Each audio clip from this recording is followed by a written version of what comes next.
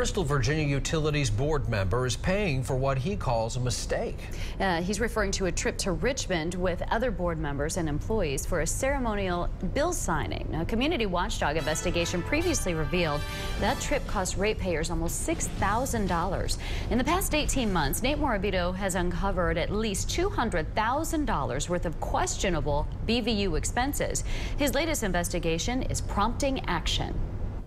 Yeah, Doug Fleenor wrote a $714 check earlier this week. It may not seem like much, but Fleenor told me today he feels better about, quote, cleaning this up. Fleenor pledged to pay for his portion of the trip after we told him just how much it actually cost ratepayers. That December 2010 trip was meant to celebrate the ceremonial signing of a bill that allowed BVU to become its own authority.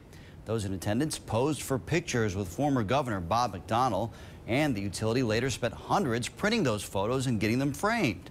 That wasn't all. Our investigation found the trip included a charter plane and lunch at an Italian restaurant with alcohol. When we questioned Fleenor about the expenses, he said he never knew the trip cost that much. He told us looking back on it, he wishes he never went. Actually, a bunch of bull.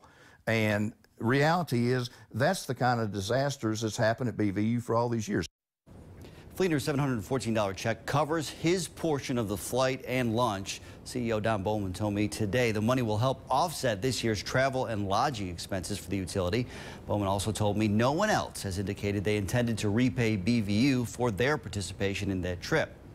Chairman Jim Clifton previously said he thought the trip was well worth the money spent, arguing in addition to the valuable one-on-one time with the former governor, the group met with the utilities lobbyist and regulatory attorney while in Richmond.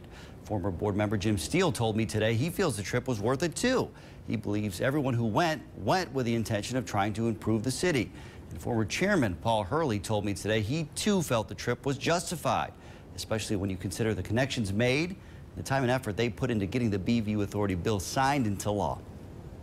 Nate Morabito with the update in our studio tonight. Thanks, Nate. Now remember, BVU remains the subject of an ongoing federal corruption investigation, one that's already resulted in 5 guilty pleas. There's also a local sheriff's office investigation pending as well.